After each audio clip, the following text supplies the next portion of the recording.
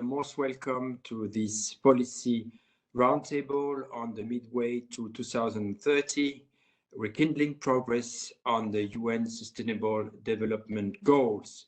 I would like to welcome our online audience and to welcome the guest speakers today. It couldn't be a more timely topic to discuss when we look at what is going on the UN agenda and also in the European Parliament. We have the privilege to have today with us Maria Francesca SPATOLISANO, Afes Ghanem, Rachel Paven, and our own Eric Pichon from the EPRS. The discussion is going to be moderated by our colleague John O'Keefe, who is head of unit of the Secretariat of the EP Committee on Development. But before moving to the panel, we will have the privilege to listen to Mr. Udo BULLMANN. Mr. BULLMANN is MEP, member of the European Parliament. He has been a member for Germany since actually 1999. He is currently chair of the European Parliament Subcommittee on Human Rights and spokesperson on development policy for the Socialist and Democrat groups.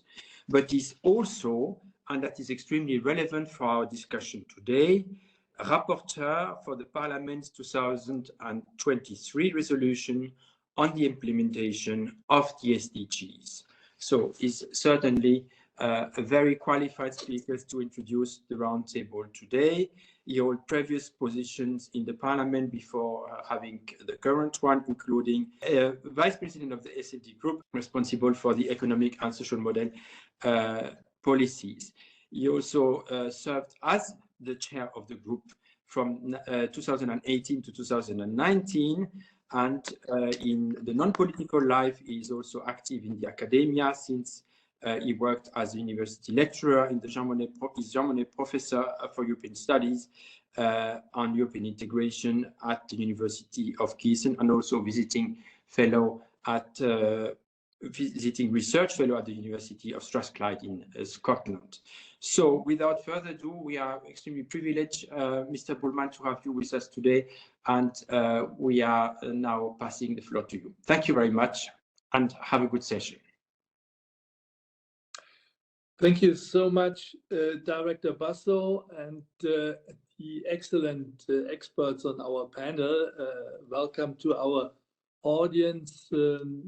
Very pleased that you invited me for the opening remarks. I know that we are under time pressure, so a couple of points in a nutshell. Why are my colleagues and also myself so fascinated by this 2030 sustainability program in the ownership of the member states, not only the United Nations, but spearheaded by Antonio Guterres? We know that we are living in the era of polycrisis. I do not need to repeat that. Climate change, the further polarization of rich and poor all over the world, pandemic, threat by COVID as perhaps the one and first front runner of many things to come, etc., etc. The 2030 program does not tell you we have the answers. It is not a given that the 17 SDGs and the 169 targets are already the answer. No. The most important thing of this excellent program is that it defines a methodology to find answers. A methodology to agree on common concepts all over the globe without domination. It's not a colonial concept. It's a concept of making mutual progress, and a concept that is only able to be successfully transmitted under the condition of broad ownership, especially on the ground by those people who have to implement it and to profit from the success of it. So it's not by no means a top-down concept, not top-down by one nation against others, not top-down by central state against recipients. No, it's an ownership and an empowerment concept to change the world to the better. This is the fascinating thing. It also defines, and in contrast to the so-called millennium goals, the predecessor concept, all countries are developing countries. All countries are in development. So there is no further ahead and no farther behind. There is an approach that everybody, according to where we stand, have to contribute. That is a unique idea of positive mutual transformation. And at least me, I do not know any better in the given situation. Second point, where are we on that? In its midterm phase. This is very critical. We see that the balance sheet is catastrophic. About half of the goals for which we have data are off track. More than 30% have either stagnated or fallen behind compared to 2015. That is especially true for one of the core issues. We wanted to leave nobody behind. But projections tell us that if we do not change substantially the conditions of economic and social life, more than 570 million people will live in extreme poverty by 2030. Hunger has returned to 2005 levels. Education suffers from years of underinvestment. An estimated 84 million children are without access to school, and 300 million people are unable to read or to write by 2030. Climate crisis, I mentioned it already, is a major challenge. We now have a non-ever seen rate of 100 million people forcibly displaced, and we will see only as result of climate change by 2050 140 million climate refugees if we don't change our course. 86 million according to prognosis alone in Southern Africa. So this is the balance sheet of our midterm report. And the very question is what to do now about it. We had important meetings during the summer, high-level meeting in New York, where the European Union has presented its first voluntary progress report, on which we did work here also with a report in Parliament. That was presented by us together with the commissioners in New York in the high-level political forum. We had an SDG Summit in September in New York, promising to stick to the Agenda 2030 and also saying we will put everything, all the energy forward to get back on track. This is good, but we do not know at the very moment whether this is enough. The key question for the coming decades for the European Union is, well, we have realized we woke up in a new geopolitical constellation after Putin's war in Ukraine. We know geopolitical situation is really in turmoil and will be reorganized according to different interests, different stakeholders.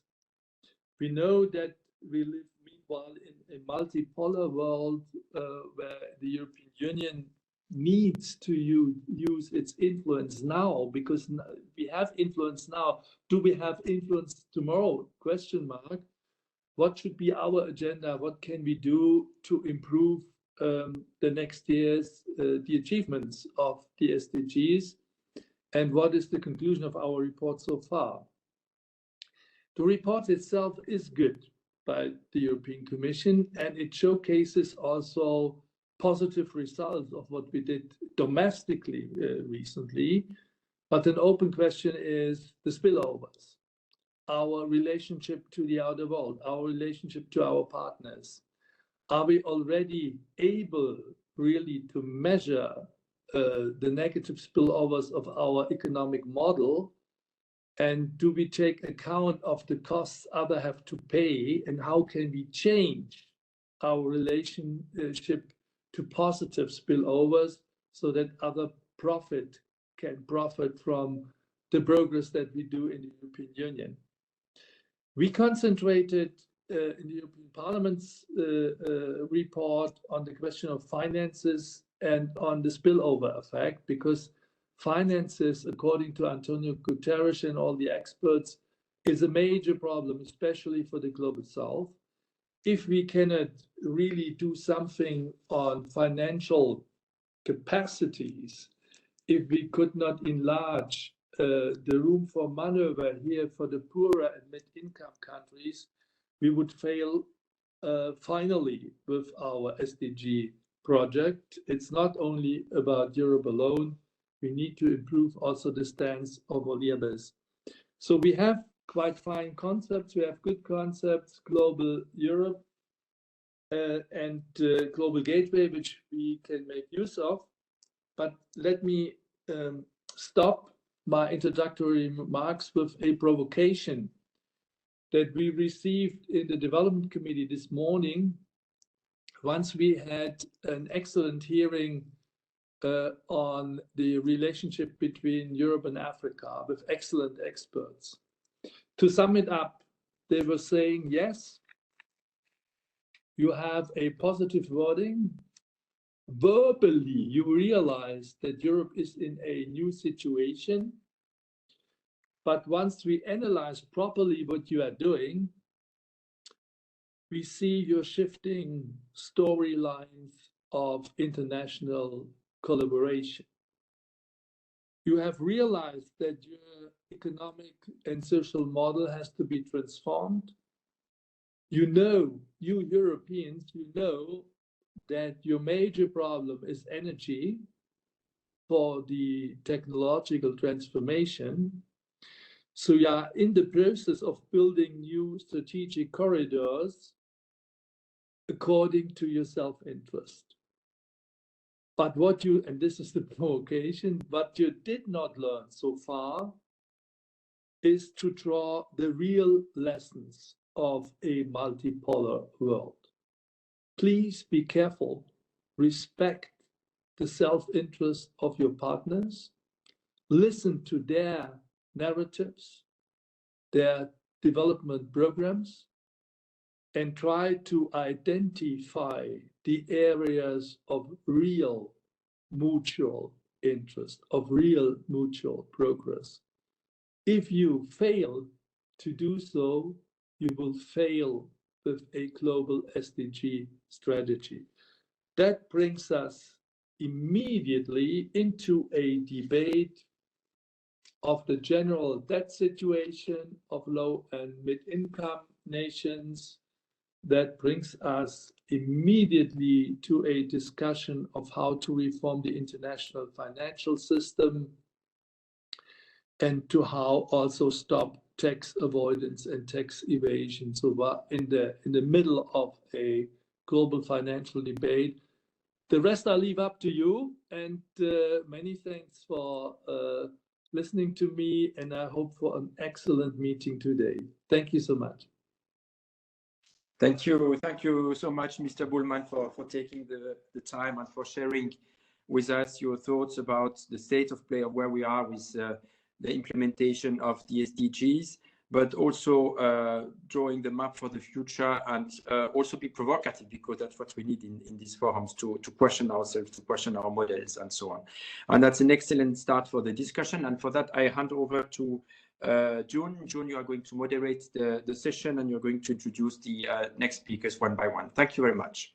Excellent. Thank you very much, Etienne, and thank you, Mr. BULLMANN, for setting the scene and, as always, giving us plenty of food for thought and laying down some challenges and some questions to our speakers on the panel today, and presenting the challenges that we're facing. So the aim of what we would like to do today is zoom out a little bit from the European perspective. As you said, it's very important to listen to our partners and to listen to what's going on elsewhere. And I think with our panel today, we will certainly be able to do that. And the idea is to start with a global perspective, looking at it from a UN perspective, but then also looking at the Asian and the African dimension. And all our speakers today are very well qualified to discuss their particular areas. So without further ado, I would like to hand over the floor to our first speaker, Maria Francesca Spazzolino. Maria has held more than 30 years of senior leadership roles in international organizations. She has worked in the United Nations, where she currently works as Assistant Secretary General for Policy Coordination and Interagencies Affairs at UNDESA, and she's also previously worked as an ambassador. So I think Maria Francesca will kick us off by giving us a global perspective on the SDGs and locating where we are and what the challenges we face. And I think it's very easy to get defeatist when we look around at the state of the world, but hopefully in today's panel, we will also try to come up with some recommendations or some suggestions for how things can be improved. So without further ado, Francesca, you have the floor for approximately 10 minutes, and I understand you have some slides that you'd like to share with us. So over to you. Thank you. Thank you so much, June, and thank you, Udo BULLMANN, for your introduction and provocation. I will try to address, of course, the questions, the real questions, and give this perspective from the UN of not only where we are, which already started to say a few things about, and I will totally agree with you, we are not in a good place, but also the other side, what we can do about it to achieve the SDGs, and maybe even a broader picture in the sense that the SDGs, the sustainable development are essential, but we all know there is no peace without development and vice versa. So maybe look at this even broader picture as if the SDGs were not broad enough, a challenge. So where we are, as you said, is not a good place. We are indeed at a critical juncture, because midway to 2030, in terms of achieving the SDGs, the reality is that we still have a long way to go and only 7 years left. So in a way, our future and the future of following generations, our children, are at stake if we do not come together and do the right thing. A little bit different probably from what we have just done for the previous 7 years in terms of action to implement this wonderful vision, this agreed vision that Mr. BULLMANN was describing. And I would posit that you're not surprised that to do so, we also need a stronger multilateral system, but that will come and I will explain why. So if you can show my second slide, please. It will give you, this is the least, yes, this one will give you a colorful picture of a problematic situation. As you can see in green, this is where we are on track, the goals where we have some progress to show. In yellow, unfortunately, moderate or severely off track. In red, nothing, regress, stagnation, and even to be noted in gray, many areas where we have no data. So all in all, not a good place. We face also, as the world economy globally, a prolonged period of low growth, together with the lingering effects of the COVID pandemic, the impact of climate change, and also structural economic challenges. Of course, all this will remain with us. So what can we do in such a difficult environment? Well, member states have reconfirmed their support and adhesion to this vision. So the objectives remain valid for everybody. And this in itself is a very important message, because the geopolitical environment is very different today than it was in 2015 when these objectives were adopted. So the simple fact that they remain valid for all and subscribed by all is a good sign. Another aspect is that, in fact, 7 years, well, it's not a lot of time, but it's not too little to still achieve the SDGs. As the Secretary General underscored in the recent special edition progress report on the SDGs, we have never had such an abundance of knowledge, of technology, and of resources to succeed in ending poverty and saving the planet. But what is missing, basically, in short, is the alignment of these resources with these objectives. And I will try to elaborate on that. So we have a responsibility. We need to change, to pivot to a bold set of actions and move beyond the business as usual or the incremental approach. We have to step up our action.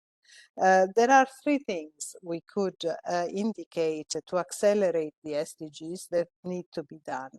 First of all, of course, action must be strategic, transformative, and grounded in science and evidence. We cannot afford to follow, some untested, too vague ideas. We really need to take into account the facts and the realities.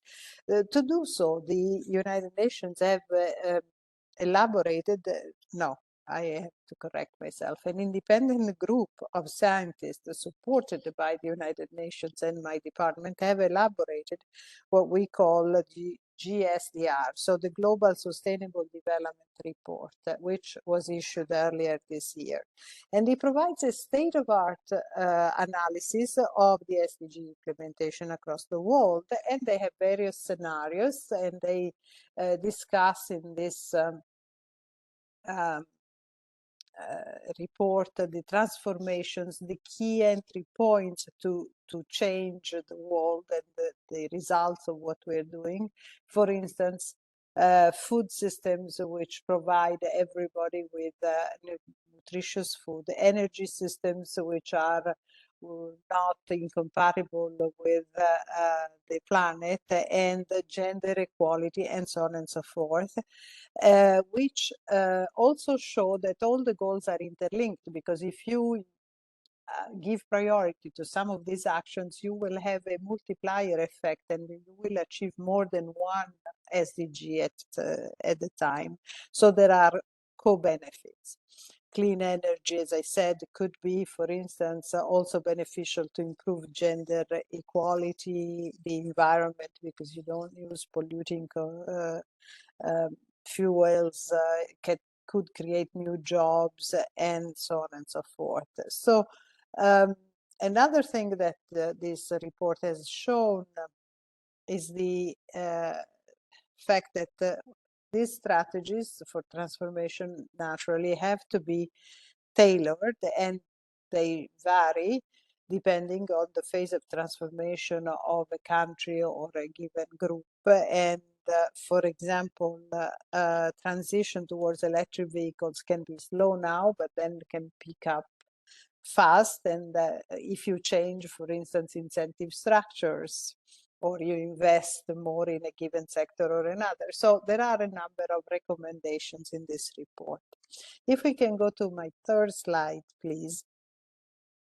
using this evidence, and in order to support this transformative change and make it more concrete, so the UN has identified what you see in this slide, a series of high impact initiatives which can be, as I say, have this multiplier effect. There are, we call them 6 transitions, and there are a number 5 of enablers, and in between you see the cross-cutting change that we need to implement, a transversal priority, we said. After all, women are half of the people of this world, and their contribution can be very much crucial. A second element can and has to be financing. As Mr. Bullmann was saying, financing is essential, especially for the global south, but not necessarily only for the least developed countries. Many countries in the middle income group have been saddled by debts, and so the financing aspect is important. It has to be calibrated in the right way, depending on the circumstances. But the core of it, as I was saying, is that we need to align the financing resources we have, and the world is actually quite rich, has resources, but they don't go where are most needed for sustainable development. We have to align these resources to the achievement of the SDGs. There is a great finance divide. We have observed this in the, I have to accelerate, I think, but we have observed this during the pandemic, of course, and in response to this, the Secretary General has called for urgent delivery of what we call an SDG stimulus. And this requires, member states have supported and will start discussing it and addressing its component. For instance, the high cost of debt, dramatically expanding long-term financing through public development banks. This is very important. Multilateral development banks and national development banks should make their homework and reform themselves so that they can support what is their mission, development, and so on and so forth. There is also another aspect which is more long-term. The discussion was launched about the reform of the international financial architecture. And there again, the summit in September 2024, the Summit of the Future, on which we can come back, will certainly address some of these elements of reform. But let me go to the most important thing, that is, we cannot do that alone, nor the UN, neither the member states alone could pull out all this. And therefore, the UN have promoted, and the Secretary General very much so, the engagement and empowerment of all stakeholders. Partnerships is a key word in all this, and we need all hands on deck to implement, to reach this Agenda 2030. For instance, civil society organization. They are the closest to the communities, to the most vulnerable groups. They can really help governments to better understand the needs and the priorities of the people they serve. Not to mention, this way you preserve democratic space and participation. The business community is also very important. The foundations are very important. The UN is opening up to all these actors in order to find ways to partner and collaborate so that these resources can also be directed towards the realization of the SDGs. Because as I said, the resources exist in the world, but they are not just used for this purpose. And finally, the local level and other entities of community management, other authorities, all this has to contribute and put pressure maybe on the central government when there is, or simply draw the attention of the central government towards the needs of those communities. My last slide, please, will show you something about how the UN has developed what I just said in the recent SDG Summit in September this year. Before the summit itself, we had 2 days, so-called Action Weekend, where we really mobilized partnership. We are very proud. There was some 3,000 entities and stakeholders who came to the UN and gave us their energy, their ideas, and their proposals. And these are now captured in part, but in large part, I would say, on the site of the SDG itself on the UN. I invite you to have a look, because we have listed some 200, I think, a few hundreds anyway, actions which aim at stepping up the implementation of the SDGs. And these are commitments by countries, by local entities, by private sector, by civil society groups, all sorts of commitments. Some are financial, but mostly are programs and practical actions. Oh, I have another slide, I'm sorry. What to do next? The Summit of the Future, this is just for your reference. Of course, you will explore at your ease, but all this I just gave you is where we are now. What we want to do next, as you know, the UN main power is the power of convening, the convening power. We do not have our own government or other things, but we have the ability to propose, convene, and every country is a member. So that is what we will use. And the Secretary General in particular has proposed to convene a Summit of the Future, which will happen in September next year. We have issued 11 policy briefs, which contain a large number of proposals, and the reference is in that slide. They go from a new agenda for peace to better education and the global digital compact, because of course I didn't mention, but this is one of the big changes in our societies which we need to take into account. And while it's a wonderful opportunity, also requires some regulations. And with that, I will close. I think I have used my time, but I don't have to worry with this audience. I know I have an attentive set of ears in front of me, and I am very, very pleased also to listen to your suggestions at this stage and come back maybe to questions. Thank you. Thank you very much, Francesca, for your presentation and some key messages there, that we still have 7 years, so we have some time, we have some resources, but they're not unlimited, and we have to use both wisely, I think, in order to accelerate progress towards the goals. Also, a key message there on partnerships and on multilateralism and on the power of the UN in this process. So thank you very much for those insights into the process. So now we're going to continue our tour and move to Asia Pacific, and I'm delighted that we have 2 colleagues from the United Nations Economic and Social Commission for Asia and the Pacific, who will look at this particular part of the world, but in slightly different perspectives. So we have Rachel Bevan, who's the director of the Statistics Division, and I think one of the issues, but not the only one, that's dear to her heart is how we measure progress and the issue of data, which of course is not the only issue, but it is an issue when you set yourself goals.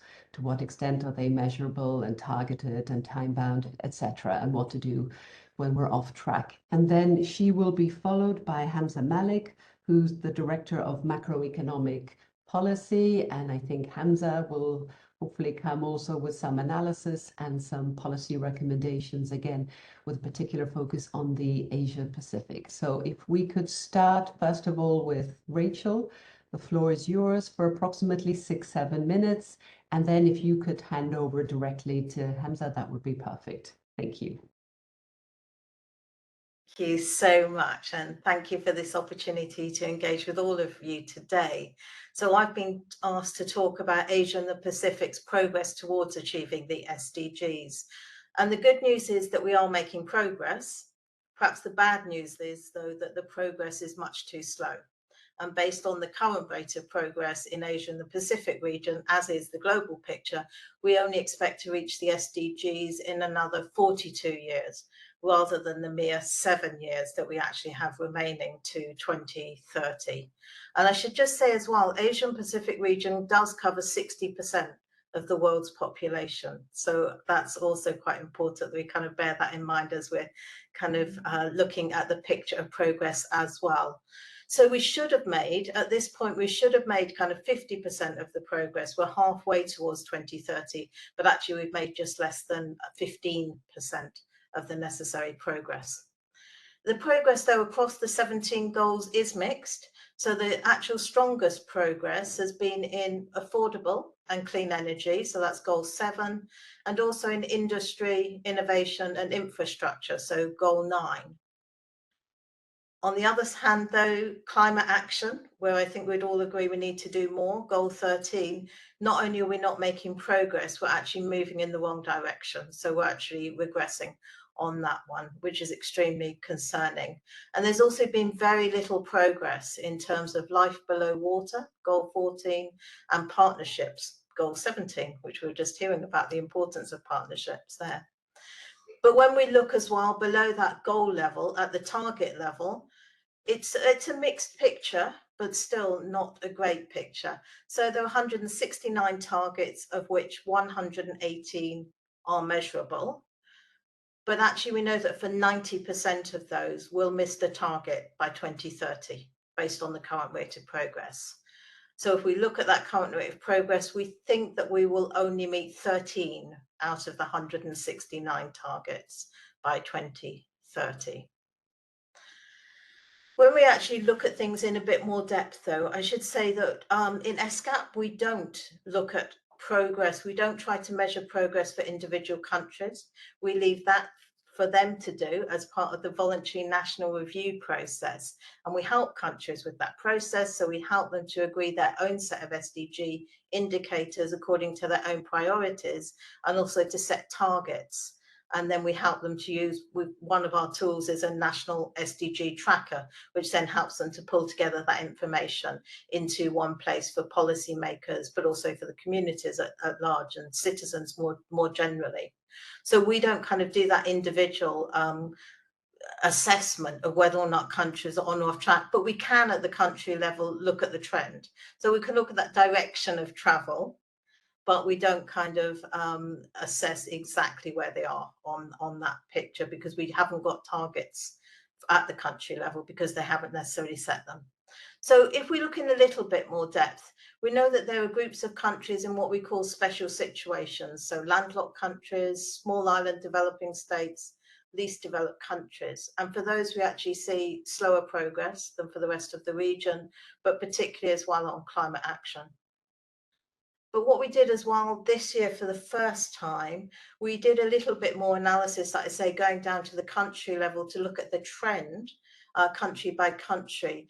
And what we did there was to identify what we call pace leaders. So we looked at the average regional pace rate of progress, and then we identified which 5 countries were actually performing the best compared to that.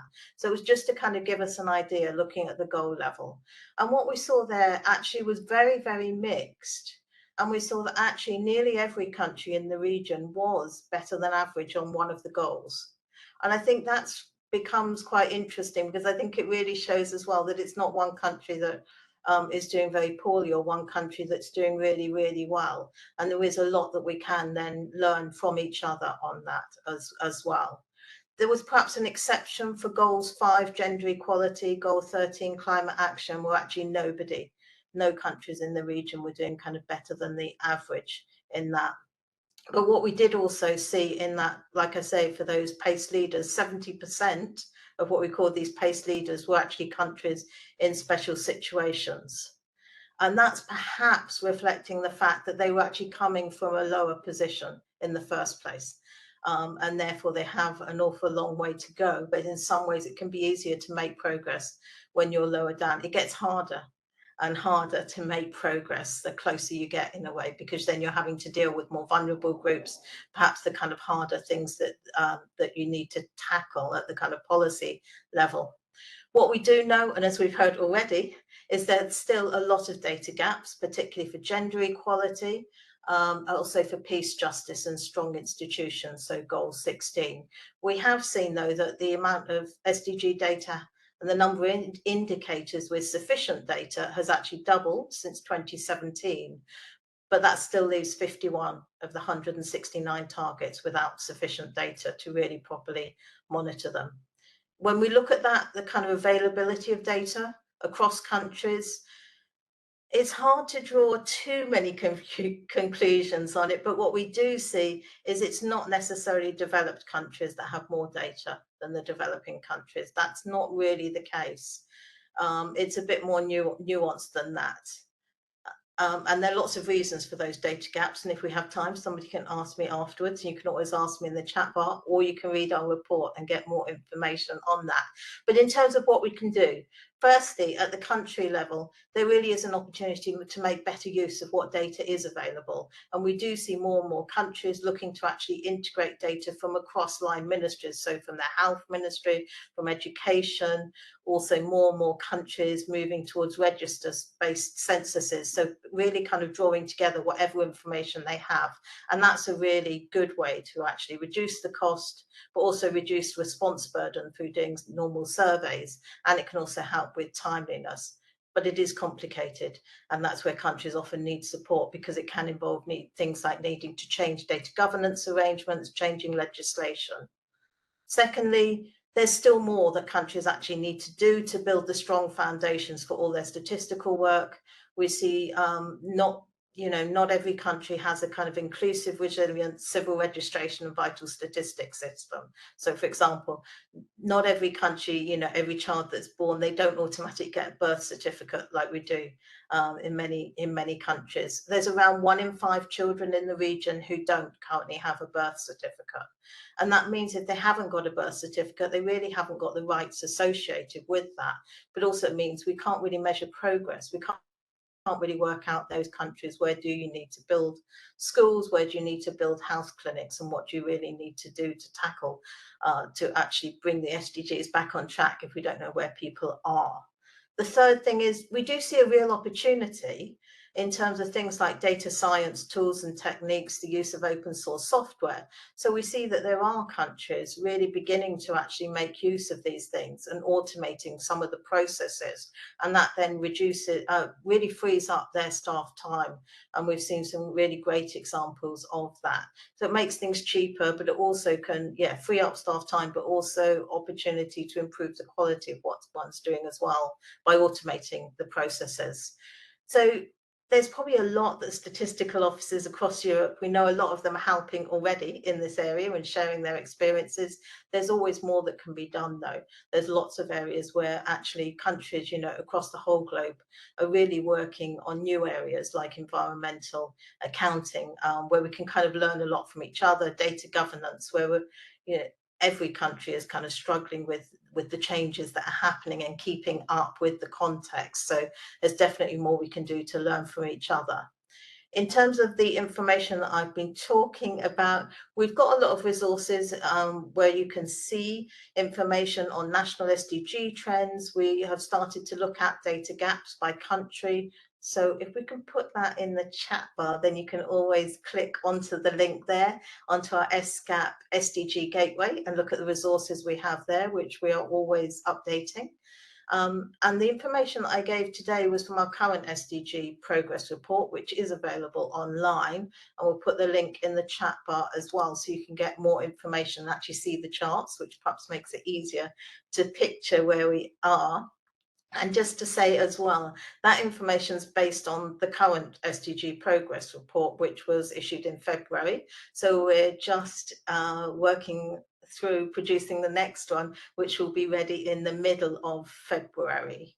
So I would say there are a lot of data gaps. However, that's probably not the most important issue, in that we've got enough information to see where we are and we know that we're off track. And now it's really about what do we actually do about that. And that's what I'm going to hand over to Hamza, who's going to tell us more about what can we do. Thank you. Thank you, Rachel. Thank you very much. Good evening, good afternoon, colleagues. Thanks for the opportunity to share our views here to the European Parliament Research Services colleagues. Let me jump straight into it to pick up where Rachel left. I'll be talking about how to accelerate progress towards SDGs with a focus on financing, financing gaps per se. Right. So I think, let me share a couple of numbers. Accelerating progress towards sustainable development goals, we all understand, require significant additional annual investments. A recent report by G20 Independent Expert Group estimates that the global annual increment investment requirements needed by developing countries, excluding China, for SDGs and climate action are around $3 trillion annual, which is about 3% of global GDP. Sometimes some details are lost in averages, so 3% doesn't seem very enormous, but once you look at some least developed countries, for instance, these numbers could be as high as 20% of the GDP, which is simply unachievable from them. But I'm just going to make a broader point.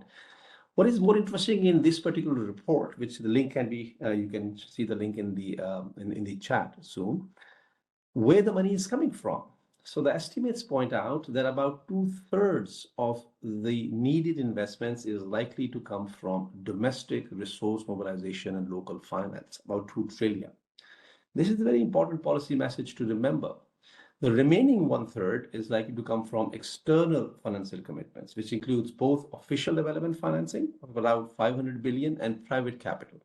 So what Maria was referring to SDG stimulus earlier and the call for additional money coming from multilateral development banks, that's the 500 billion she's referring to.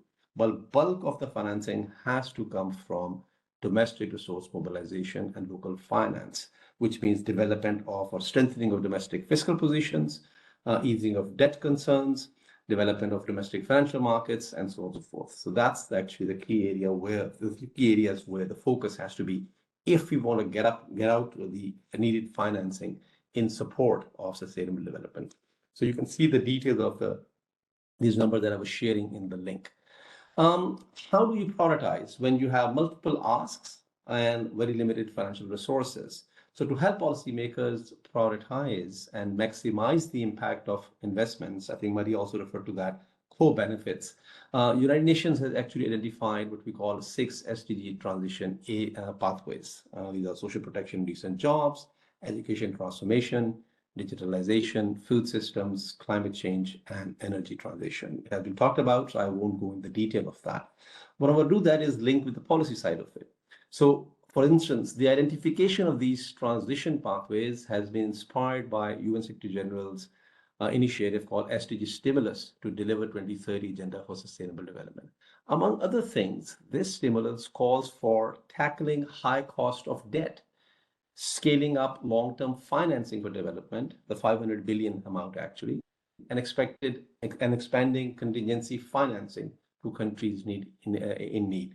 So UNCTAD, UNDESA, and UNDP, along with regional economic commissions, have now, and the link, you can see the details, have provided the costing estimate. How much would it cost to implement these transition pathways, where the money is going to come from, and what kind of partnership that has been referred to as well can be developed, and so on and so forth, even in some instances at the project level detail. So I won't develop further with that. Now, we are living in a very difficult macroeconomic environment. So the imperative for the significant needed additional investment is essentially colored by an increasing number of countries facing serious tight fiscal positions and rising debt distress. I think in our estimates, about 19 Asia-Pacific countries are now facing high debt distress, and the number has been increasing. To add insult to injury, interest rates have been considerably higher due to global inflation shock in the aftermath of pandemic, and later on exacerbated by the war in Ukraine, which is still going on. So high interest rates, slower economic growth prospects are actually going to cause headaches for countries in terms of more debt servicing costs, which means they have to set aside more fiscal resources to deal with the interest payments than invest in SDGs. So in this environment, the most pertinent policy question, I think, that we have been discussing in Asia Pacific in our intergovernmental platforms is how to accelerate investments toward SDGs, toward the 6 transition pathways, and specifically speaking, while maintaining public debt sustainability. So one answer that we have provided as SCAP, or answer or potential solution, if you want to call it, is to move away from the conventional approach of assessing debt sustainability in the first place. The conventional approach of DSA is typically implemented or proposed by IMF, World Bank, tends to be very short-term focused. They want that to be sustainable in the next 3 to 5 years. We in ASCAP have proposed an alternative long-term approach which explicitly incorporates the SDG investment requirements and the financing strategies of countries while assessing debt. And we do definitely get a different picture. You know, our motivation question is very simple. What good is a sustainable debt if people are still suffering while you're delivering that? At the end of the day, they don't care. What they do care is investments in people at the end of the day, right? That's the motivation of our approach. And again, you can see the details in the link that is provided over there. In the spirit of time, let me move on to one more issue, or 2 more issues very briefly.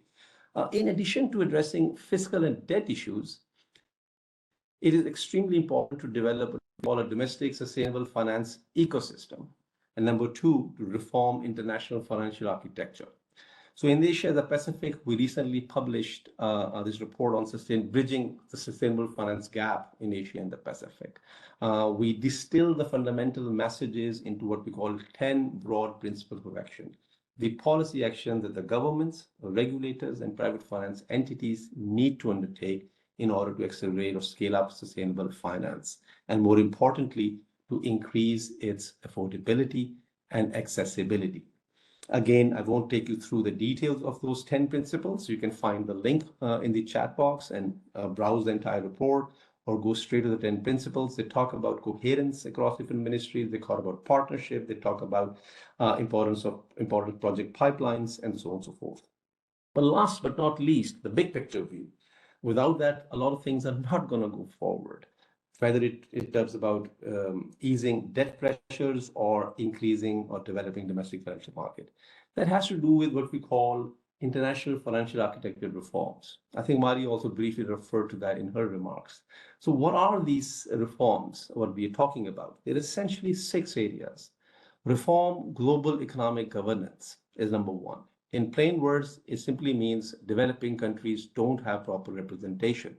The whole economic governance system essentially is dated.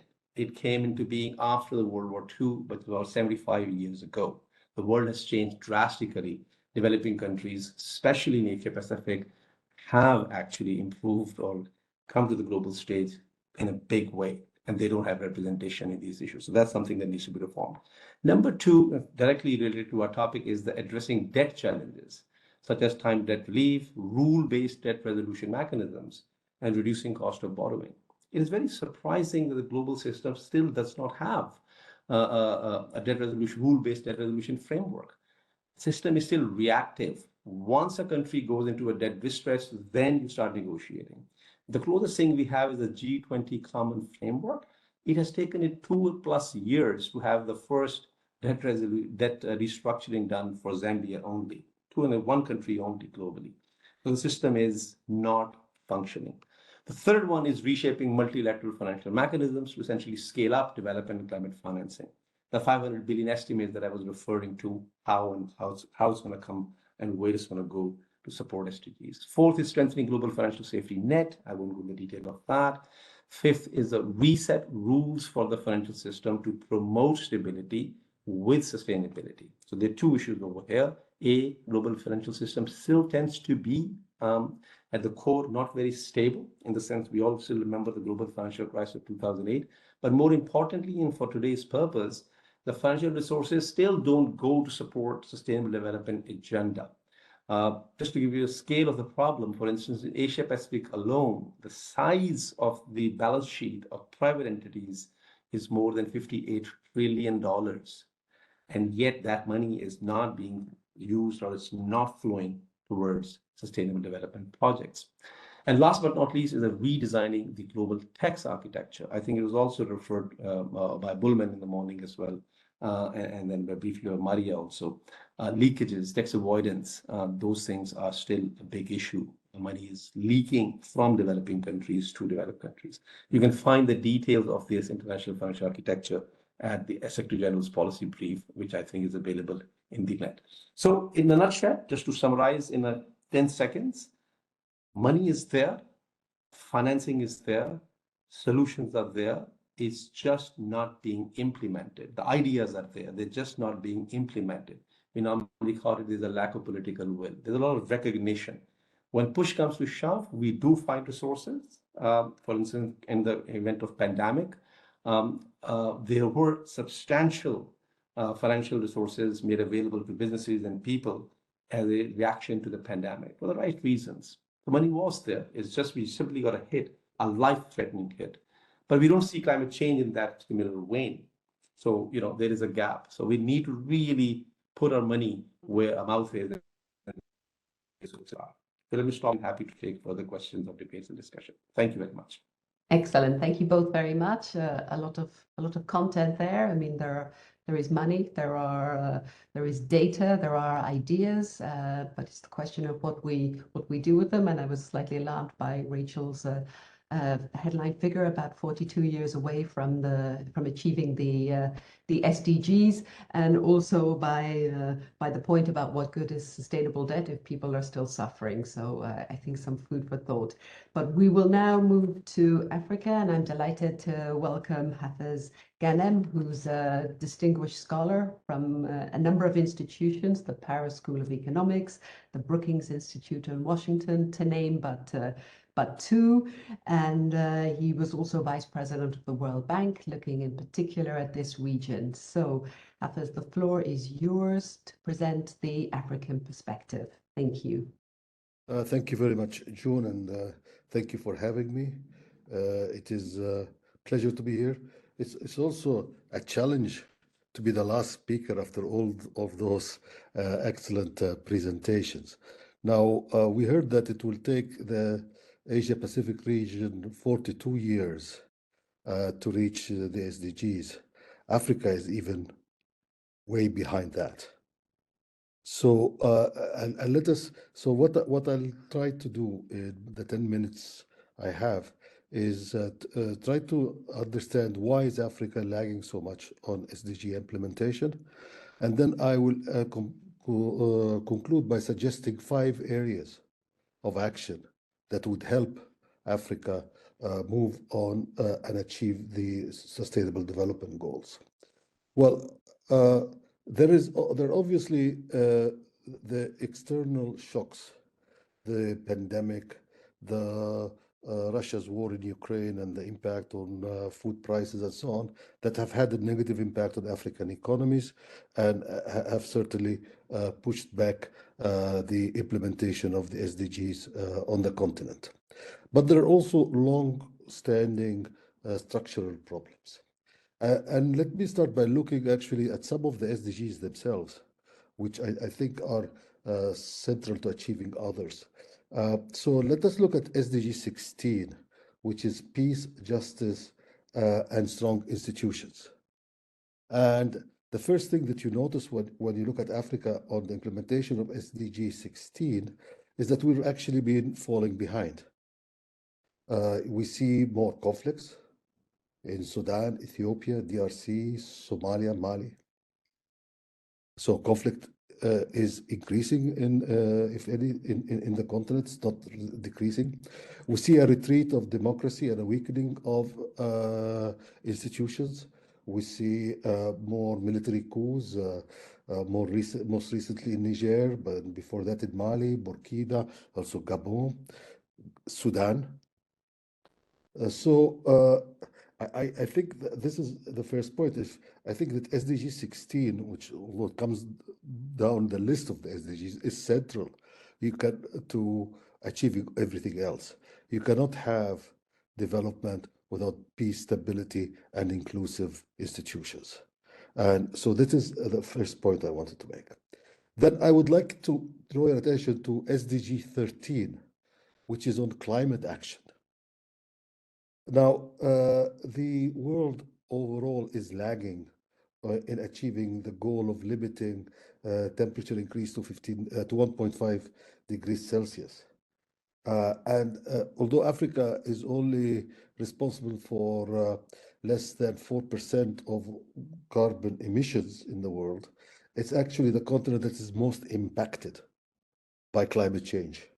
So we see that the increase in temperature. So between 1991 and 2021, Africa has warmed by an average of 0.3 degrees Celsius per decade. Just to tell you, this 0.3 degrees Celsius sounds very small, but actually at the beginning of the 20th century, that rate was 0.08. So there is a huge acceleration. This rise in temperatures has caused unprecedented changes in climate. Flooding and drought events increased by 180% and 30% in the last 10 years compared to the 20 years before. So rising temperatures and weather events have contributed to a 34% decline in African agriculture. And the projections are still for the future are not very reassuring. As if temperatures continue the way they are, yields in Africa are projected to drop by 5 to 17% by 2050. So we are on. So of course, so that is the second point I wanted to make. I mean, we have a problem of peace, stability, and inclusive institutions. We have a problem of climate change that is making achieving other SDGs very, very difficult. Now, I would like to look at the last SDG, SDG 17, which is on partnership for the goals.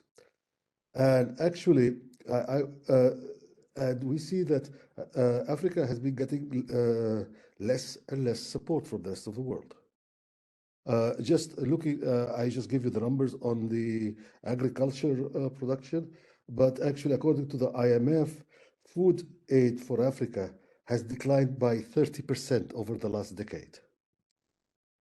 If you look at overall ODA figures for the world, not just for Africa, if you go to the OECD website, the latest number for ODA is $204 billion a year, which is quite small, and if you look at all the needs, but it looks like it is more or less stable. But in fact, within this 204 billion figure of ODA, we see that there is 30 billion that is in donor refugee costs. So this is money that is used in the donor countries, and it's counted as ODA, 30 billion. And there are 16 billion that are aid to Ukraine, which is not at this point yet, not part of development yet. So the real support to the countries of the global south has been declining. Now, so we add to that the problem of that was mentioned by other speakers before me and right now of the debt. The half of the low-income countries in Africa are either in debt distress or are at high risk of debt distress. And as mentioned before by Mr. Malik, there is the G20 common framework. Actually, it's not working.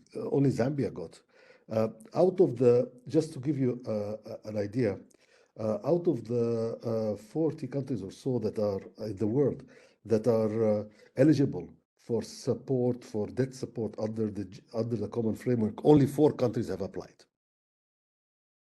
These are Chad, Ethiopia, Ghana, and Tanzania. And Zambia. Chad, Ethiopia, Ghana, and Zambia. Those are the only 4 countries that have applied, and this reflects really the slowness and the complexity of the structure. So, again, we have a problem of peace. We have a problem of climate. We have a problem of lack of sufficient support and an increasing debt crisis. Finally, I wanted to look at SDG 7, which is on affordable and clean energy. Again, and I'm just using it as an example of the development deficit in Africa. So we have access to electricity in North Africa is more or less universal. But in sub-Saharan Africa, only half of the population has access to electricity. That is 600 million people. And if you had lived in sub-Saharan Africa as long as I have, you would know that even the access to electricity is often theoretical. You are connected, but you get electricity maybe 2 or 3 hours a day or something like that. So the estimates from for the need of investment to achieve SDG 7 in Africa is of $30 billion a year of investment. And of course, that money is not coming, it's not forthcoming. So therefore, we should not be surprised with these pictures that I just gave you, that when we look at SDG 1 on poverty, we find that actually the poverty rates have stagnated in Africa. They have been around 37, 36%. And since the population is growing, that means that the number of poor is increasing. We were at 433 million poor people in Africa in 2020. We're going to 462 million in 2023, and it's projected to rise to 475 million in 2025. So we are moving in the opposite direction of SDG 1 of no poverty.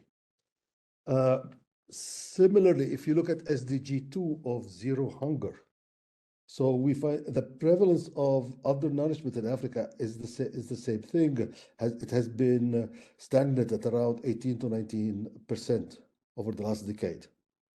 But this means that we have 260 million people who are hungry in Africa, and we are not moving in the direction of reducing that. But I think we should look even deeper, because other than being hungry, Africans are also not getting the right nutrition. The estimates are that 90% of Africans cannot afford a healthy diet. The result of that is that 1/3 of all African children are stunted. So, what to do? And I know I have little time, but I'll just mention 5 areas where we need to think about things that can be done. The first one is on the politics, on the conflicts, and on developing democratic institutions in Africa. Obviously, whatever support we were giving Africans in that direction is not working. We need to look and see how can we support political stability, peace, and democracy in Africa. Climate change, that's the second area where we need to move. Financing for climate change is not forthcoming. And I don't think that actually all the existing activities are going to provide the sufficient financing. The world needs, the Global South needs $1 trillion a year between now and 2030 on climate, and more than $2 trillion a year beyond 2030 on climate. So there is a need to consider new solutions. Yes, supporting the World Bank and the other MDBs to finance adaptation, but also need to finance mitigation. And maybe we should think about whether we need other new financing instruments. On debt, the third point is on debt. I think we need a debt for climate initiative to reduce debt and use that money for climate. Food security is a huge area of work, and Africans need to work together, maybe with support from others on research, on improving irrigation and improving trade. And finally, the fifth point that I wanted to make was a point that was raised before that by Mr. Malik, but also by Mr. Bullmann, is that we need to, if the international financial system is to be credible and to be taken seriously by Africa, Africans need to have much more voice in that system. To be actually able to be actual actors in development rather than receivers of decisions. Thank you very much. Let me stop here. Thank you so much, Hafez, for outlining those challenges so succinctly, as well as some possible ways forward. So I now give the floor to Eric Pichon, our colleague in the EPRS, to wrap up and perhaps draw some conclusions. So over to you, Eric. And then please, colleagues, if you have any questions, I see already one, put them in the chat. Thank you. Thank you. I'll try to be quick so that we have time for questions. My thinking after this this meeting was that I am a bit navigating between hope and disillusion. Disillusion because, of course, we can understand that globally most SDGs won't be achieved by 2030. I've heard about 42 years needed for that in some cases. So we have also heard a lot of figures, and if we want to, if we could be ironical and maybe say that the improvement that we have made on SDGs is that we improve the way we measure the progress towards them, but not so much the way that we have progressed on the SDGs. This is the ironical way to see it, but at the same time, the fact that we can measure progress means that we can confront stakeholders with their commitments, and we can compare, and we can try to devise new ways to better achieve the SDGs, which is the aim. And you all propose some way forward that maybe without all these indicators we wouldn't be able to have imagined so well. So and Mr. Bullmann spoke about that.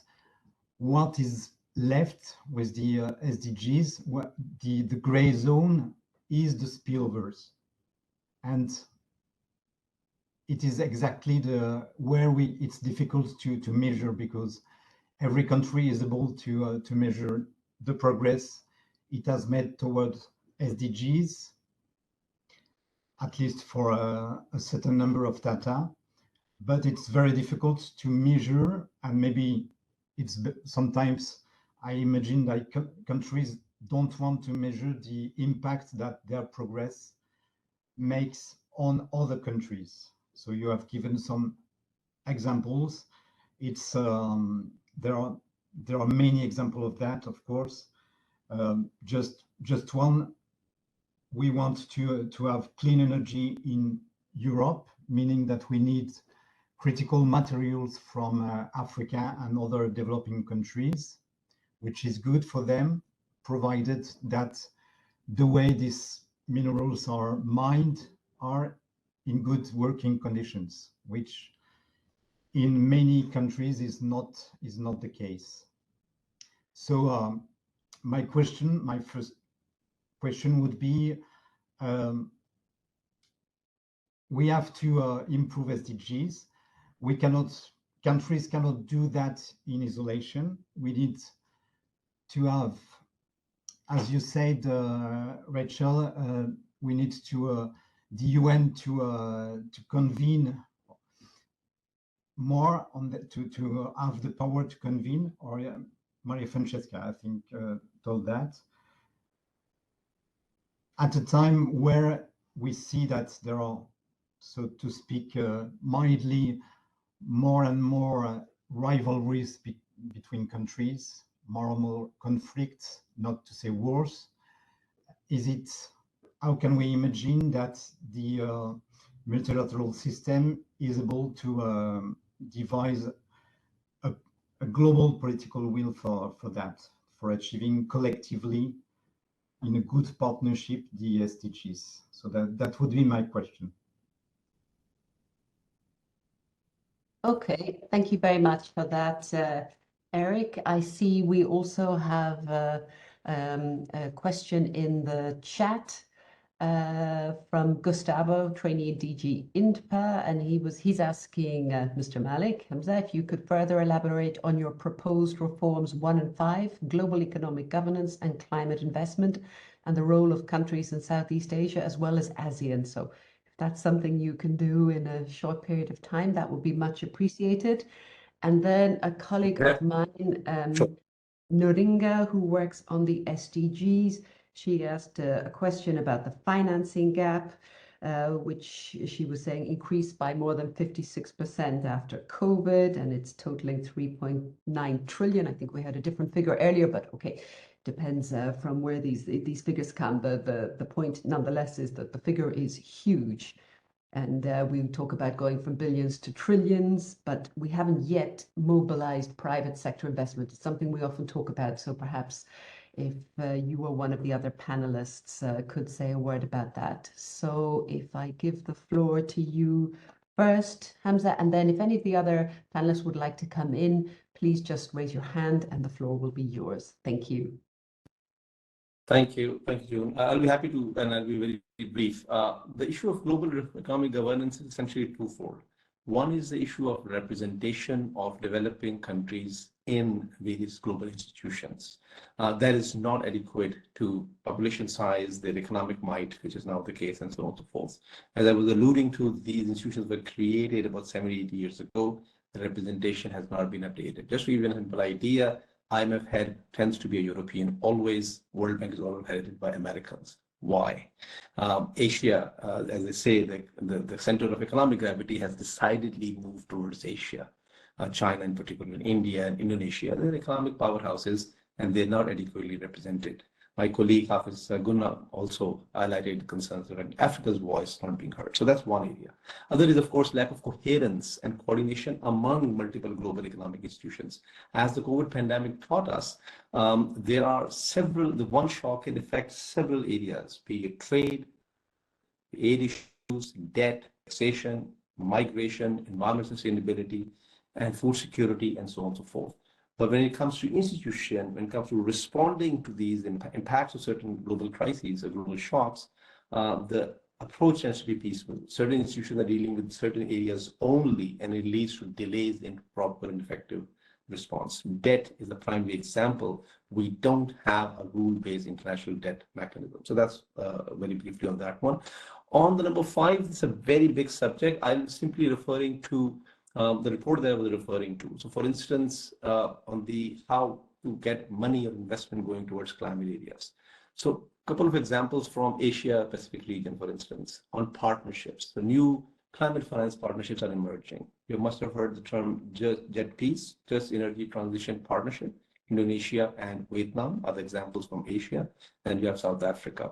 That's where the governments, regulators, MDBs, and private finance are coming together to come up with very clear, the numbers are there, the credibility is there, the ownership is there, and the regulatory and policy changes that are required are there, including incorporating private finance.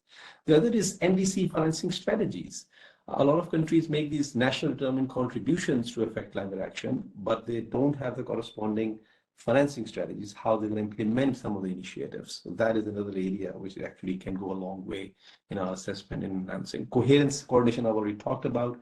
But for instance, within any country, coherence across finance and energy and transport and environment ministries tends to be weak, which ends up adding cost to the financing. On the one last word, and I'll hand over to the colleagues, they might add similar points, or I can come back if time is there.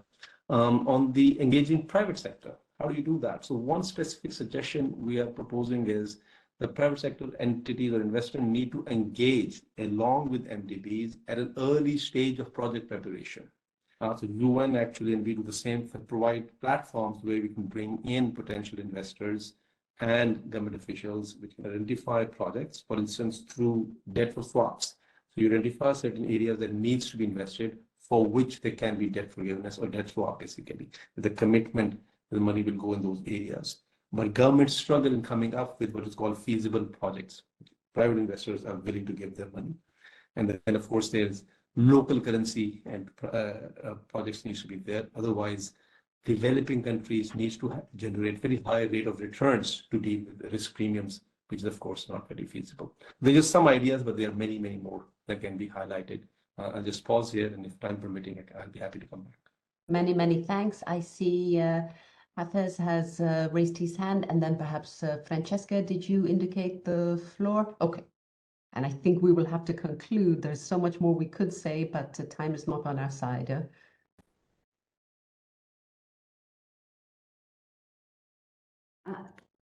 Hafez, can you activate your sound, please? Yes, sorry about that. Thank you, Jude. I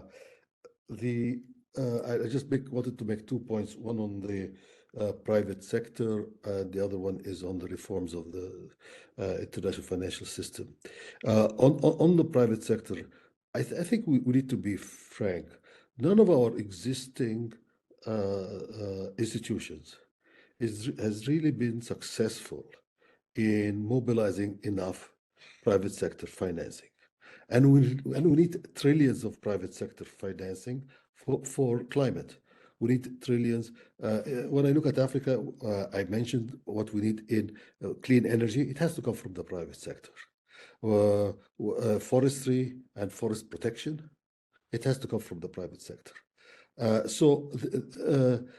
One idea that I had raised in some of my papers, and which is actually been raised also by the president of Kenya, is that we need to think of a new institution like a green bank, which is not only an intergovernmental institution like the World Bank is, or the African Development Bank, or the United Nations, but it is a public-private partnership. If we want to get the private sector involved, then we need to have to invest in Africa, I'm thinking, then they need to be sitting on the board of directors of the institution that will be doing the investment. So this is the idea. One idea is we need a new type of institution at the global level, which is a public-private partnership, and that is a green institution that will only focus on the financing. Now, on financing mitigation projects. The second point I wanted to make when we talk about the reforms of the international financial system, we need to be very realistic. Reforming the financial system to give more voice, if we're doing it as it is right now, to say to one country, it's a zero-sum game. If you're going to give more voice to country X, some other country Y has to accept less voice. In the current geopolitical situation, I do not see that happening. Therefore, the solution may be, rather than trying to change voting rights, is to change the system. For example, rather than have living in boards of directors for the multilateral development banks, let's have a different type of boards where you can, in addition to country reps, we bring in civil society reps. And instead of a living board, we have a non-resident board.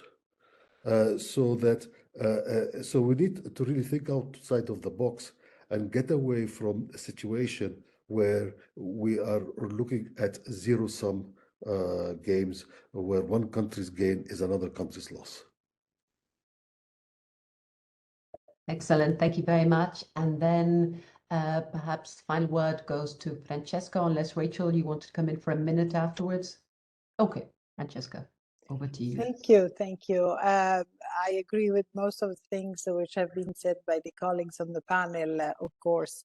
And I wanted to, and that's good sign because we all work in this global environment and we try to indeed support each other, whether it's Regional Commission, Secretariat of the UN, the World Bank, others, academia. So there is a convergence of thinking, of analytical thinking and proposal. And I think that bodes well for the future. But also I would like to clarify for our audience that unfortunately, in a way, there is no silver bullet. There isn't one action which will solve all the problems. There isn't one thing we can do and have the answer to everything. We have to do multi-efforts. We have to do it at all levels, whether it's national, the private sector, local entities. We have to work with the society and with the business. We have to work with everyone who is committed, and there are many, as I said, who want to work with us. But each action will produce a result in a sphere which can be local or global. We can't prejudge that, but all of this is necessary to reach those targets. And I would like to highlight that all these efforts are valuable and necessary. This is how you step up, because yes, you talk of trillions, but there is no one way to get to those trillions. There are many actions required to get there. In particular, I would like to highlight as I said before, this site we have where we collect some of these actions which have been pledged during the action weekend. And let me go through one or two of these. And I pick not by accident the one which relates to goal 16, because I totally agree with Hannes that this is crucial. Without solid, trustworthy, accountable institutions, you won't get any progress across the spectrum. For instance, the Financial Fraud Intelligence Service is a strategic initiative led by the Ad Hoc Social Welfare Council, which is designed to fight against financial fraud and to empower governments, agencies, regulatory bodies, and others with the necessary tools to safeguard economic and public trust, and ultimately try to reach the goal of a corruption-free government. So this is one of the initiatives. Another one, which has to do with Goal 14, Life Below Water, which is an observatory to monitor essential ocean variables and collect data on the ocean health. And I will go to one, for instance, the Ministry of Energy of Malawi is working to encourage the adoption of solar technology by extending loans to solar companies and subsidizing solar products for vulnerable households. So reversing, the incentives.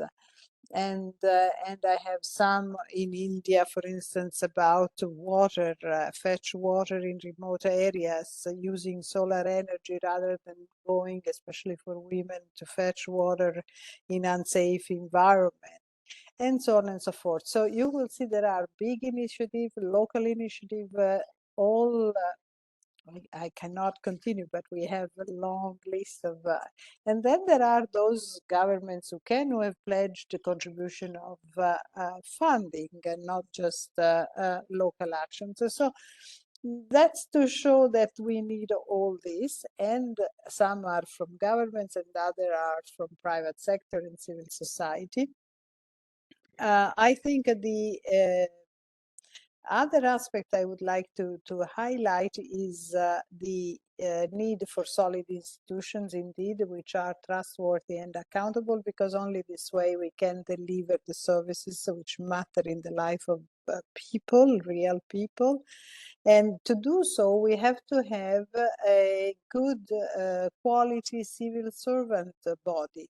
So skilling civil servants, giving them the tools to perform well their duties is also part of the initiatives we have devised. is that the UN, there is one of these high impact initiatives which relates to indeed upskilling public institutions, administrations, which need to be accountable, obviously. And to finish, I would like to draw your attention to another aspect, which is also cross-cutting, and that has to do with inequalities. Among the various data, my colleagues will agree that we have found is that inequalities are growing in so many ways, not only for the most vulnerable people who suffer the most, but generally in all our societies, inequalities are growing. And we need to counter that. Now, the Secretary General, amongst his proposals, has made one which leads to the convening of a World Social Summit in 2025. So 1 year after the Summit of the Future. And that year it happens to be also the 30th anniversary of the Copenhagen Declaration on Social Development Policy. So we will have a process which, if all goes well and the member states agree, will lead to complement, if you want, all this attention to the financial aspect, the economic aspect, with the attention to the social policies, which are equally important to reach those goals. Otherwise, we won't get there. And this includes, of course, social protection systems in countries who don't have that system. Includes the care economy and the transformation from informal forms of work to formalizing them so that the workers have protection. Includes, again, providing youth with the skills for a new world of work, which is coming, already is with us actually, and so on and so forth. Health systems, health protection. So I think that if you look at the medium term, we have the SDGs in 2030, we have other elements or other building blocks, if you want, which will help us to get there and to look beyond it, including as I said, the World Social Summit and the Summit of the Future in 2024. So we have a path. The important thing, as others have said before me, is to empower people and to bring the necessary political will, of course, to do this. Thank you. Okay, thank you very much, Maria Francesca, and thank you very much to all the speakers that contributed to that very successful event. Now we have parliamentary committees going on, so my colleague John had to go. It has been a very rich discussion, so many thanks to all of you. May I say also that for the Parliament, it's a cooperation between different departments, research, parliamentary partnerships and external policies, and there is no issue like the SDG that requires this cooperation also for us. I'd like to finish completely to announce the next events that we are organizing. We are organizing on the 30th of November at 1:30 a roundtable. Who speaks for Europe? So this is an old question. I'm not sure we are going to have the full answer, but we are going to have a very interesting discussion with politicians and experts, and I invite you to join. You can find us on the internet. And the same day in the afternoon, also on Thursday at 4 o'clock in the afternoon, we'll have a book talk called Capitalism Reconnected. It's a discussion that will be led by our president, Roberta Metsola, and she will be in conversation with Jan Balkenende, former Prime Minister of the Netherlands, and Professor Gois from university professor in the Netherlands, and they will be discussing with Maria de Mertzis, with senior fellow at Bruegel. So I encourage you to join these events. Again, many thanks to all of you, and for the effective moderation to June. She left now, and see you soon, and have an excellent day wherever you are on this planet. Bye-bye.